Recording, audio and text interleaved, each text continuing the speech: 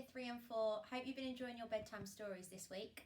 We're going to read chapter 15 today, which is called The Chocolate Room. So if you'd like to pause this video and get yourself a hot chocolate or a little sweet snack, that would be lovely. Okay. An important room this, cried Mr. Wonka, taking a bunch of keys from his pocket and slipping one into the keyhole of the door.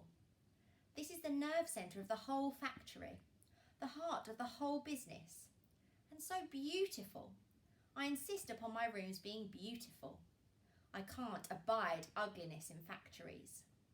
In we go then. But do be careful, my dear children.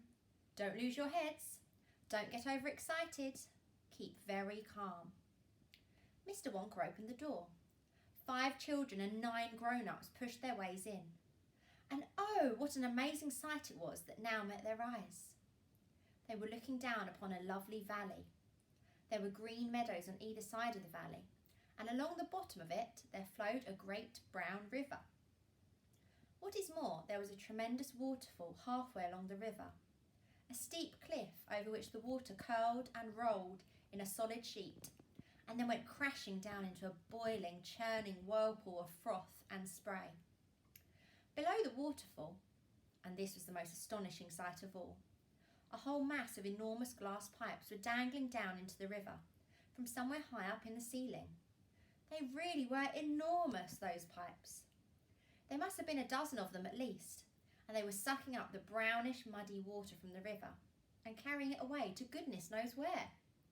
And because they were made of glass, you could see the liquid flowing and bubbling along inside them. I'll show you a picture.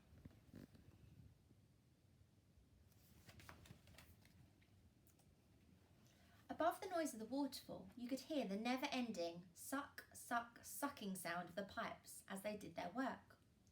Graceful trees and bushes were growing along the river banks, weeping willows and tall clumps of rhododendrons with their pink and red and mauve blossoms. In the meadows there were thousands of buttercups. There, cried Mr. Wonka, dancing up and down and pointing his gold-topped cane at the great brown river. It's all chocolate. Every drop of that river is hot melted chocolate of the finest quality. The very finest quality. There's enough chocolate in there to fill every bathtub in the entire country. And all the swimming pools as well. Isn't it terrific? And just look at my pipes. They suck up the chocolate and carry it away to all the other rooms in the factory where it is needed.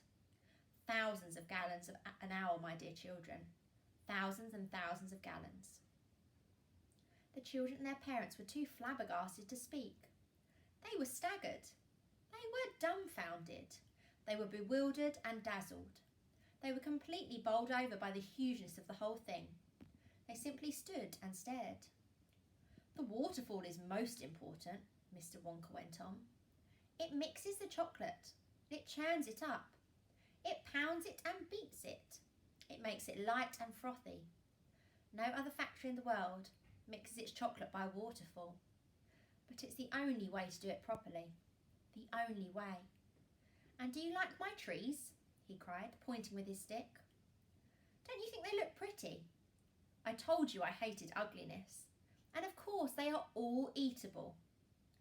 All made of something different and delicious. And do you like my meadows? Do you like my grass and my buttercups? The grass you are standing on, my dear little ones, is made of a new kind of soft, minty sugar that I've just invented. I call it swudge. Try a blade. Please do. It's delectable. Automatically, everybody bent down and picked one blade of grass. Everybody, that is, except Augustus Gloop, who took a big handful. And Violet Beauregard, before tasting her blade of grass, took the piece of world record-breaking chewing gum out of her mouth and stuck it carefully behind her ear. Isn't it wonderful, whispered Charlie. Hasn't it got a wonderful taste, Grandpa? I could eat the whole field, said Grandpa Joe, grinning with delight. I could go around on all fours like a cow and eat every blade of grass in the field. Try a buttercup, cried Mr. Wonka. They're even nicer. Suddenly, the air was filled with screams of excitement. The screams came from Veruca Salt. pointing frantically to the other side of the river. Look! Look over there, she screamed. What is it? He's moving. He's walking. It's a little person. It's a little man down there below the waterfall. Everybody stopped picking buttercups and stared across the river. She's right, Grandpa, cried Charlie.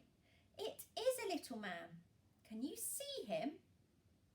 I see him, Charlie, said Grandpa Joe excitedly. And now everybody started shouting at once. There's two of them! My gosh, so there is. There's more than two. There's 1, 2, 3,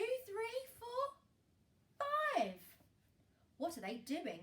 Where do they come from? Who are they? Children and parents alike rushed down to the edge of the river to get a closer look. Aren't they fantastic?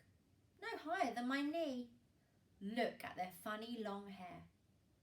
The tiny men, they were no larger than medium-sized dolls, had stopped what they were doing, and now they were staring back across the river at the visitors. One of them pointed towards the children, and then he whispered something to the other 4, and all 5 of them burst into peals of laughter. But they can't be real people, Charlie said. Of course they're real people, Mr. Wonka answered. They're Oompa Loompas.